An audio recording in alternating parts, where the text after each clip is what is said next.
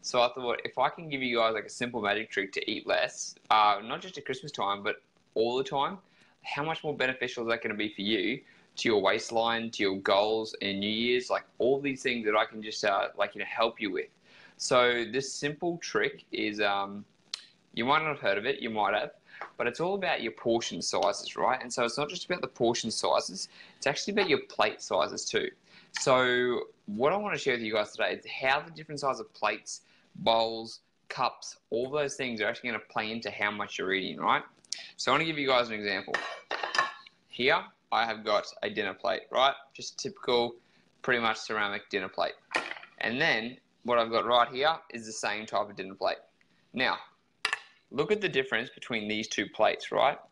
If you look at it from the side, if you look at it from, I can tuck this in here, if you look at it from this way, this is a massive plate. Like this dinner plate is about as big as my head. This one is about half the size, right? So if this plate is half the size, or I can even give myself a smaller plate again, right? The smaller the serving size I can get, the less food I'm going to be able to fit on here. What do you know? It's a Christmas one too, I didn't even realise. But the less food you're going to be able to fit on this plate as opposed to this plate, right?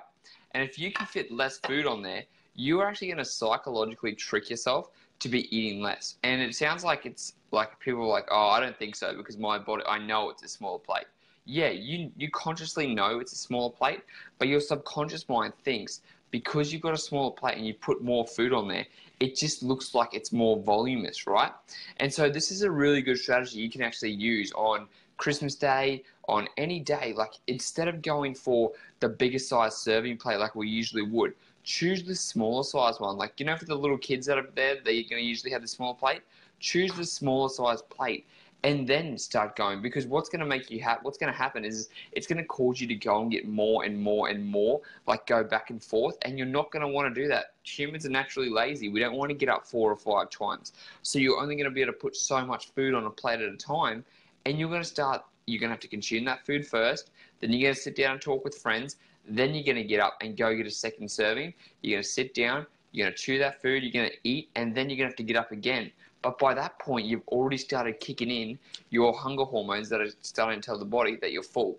Now, another good thing that I'm going to share with you guys again, it's not just with the plates, it's also with the bowls. So let's say I chose this bowl, right? This is a pretty thick bowl.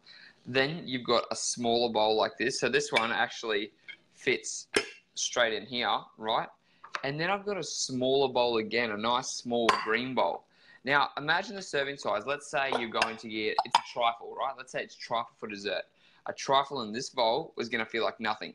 A trifle in this bowl is going to feel like a little bit less, but a trifle in this bowl is going to feel like, you know, the whole thing's full, and it's going to be the exact same serving size, and you're just going to psychologically trick your mind, right?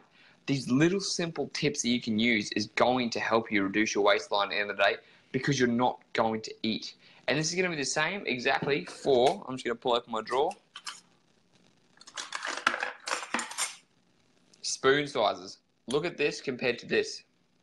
Look at the difference in the spoon size, right? If you're going to eat with this spoon size, you're going to be taking a lot more scoops to get the trifle, to get the ice cream, to get whatever, compared to this, which is probably about 3 or 4, and you're done, right? The more time you take to chew the food, the more time you take to actually, you know, it has to go through it, you have to pick it up, put it in your mouth. The more time you take to consume it, the more mouthfuls you're going through and the more you're consuming it, the body, you're just going to start tricking yourself more and more to start thinking, oh, I'm actually full. And it's going to slow down the amount of food you're consuming, especially when you can only put so much on this spoon as opposed to this spoon, right? And these are just like simple little things. There's also, what I want to share with you guys is the size of the drink you're consuming, right? So it's going to be the exact same thing. You can be drinking out of this cup, right, which is a pretty big cup, or you can be drinking out of this cup, which is a smaller size, okay? You can drink out of a cup that's, so let's say you fill this up with wine or beer or alcohol, right? How much more are you going to be able to fit in this than you can in this? And what you guys want to look for actually is when it comes to cups, making sure you're choosing slimmer and longer cups like the wine. You'd want a white wine serving cup as opposed to red wine, because red wine is more, when you look at it, it's thicker and it's got more voluminous, right? But if you have a white wine glass, it's thin and it's more like tube. and you're actually going to drink less if you have it in that. And doing these simple things, you can do them every day. Like what I would suggest is literally throw out all of your big plates, all of your big bowls, all of the big size cups, and swap it around instead just for the small size versions. Knives, forks, you can do this with everything. I actually eat with a fork that's about this big because it takes me twice as long to eat. I can only fit so much food on the fork, and then in that time, I'm chewing more than I usually would, and it's making me slow down, okay? And then if I have to go back for a second serving size, I'm gonna be more reluctant to do it because I don't want to get up and down from the table every time. And like I'm saying, like if you can only fit so much in this and only so much in this, it's gonna trick your brain. It's one easy thing, but people don't realize it. Also, there's the color too. So I know I said I'm only going to share one tip, but I want to share another one too. The darker the color, like a blue or a red, is going to say, it's going to, another thing for your mind, you're going to think there's more food on this plate here with the color and the smallness compared to a white plate, all right? So that's just a good thing to think about. Always choose a colored plate, especially like a deep blue, a dark green, something like that. It's actually going to cause you to eat less. Now, this may sound crazy, I know. Like, I know, it just sounds like, yeah, rightio. But why don't you give it a try? So tonight, this is where I'm going to have dinner. I'm going to choose a smaller bowl. I'm going to grab a smaller plate. I'm going to get a smaller cup.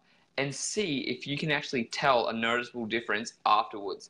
Now, probably the first night you might. But if you do this tonight, and then you do it all tomorrow, then by Sunday, when it actually comes to Christmas time and you're doing the same type of thing, you've already started to rewire your patterns, rewire your brain to eat less.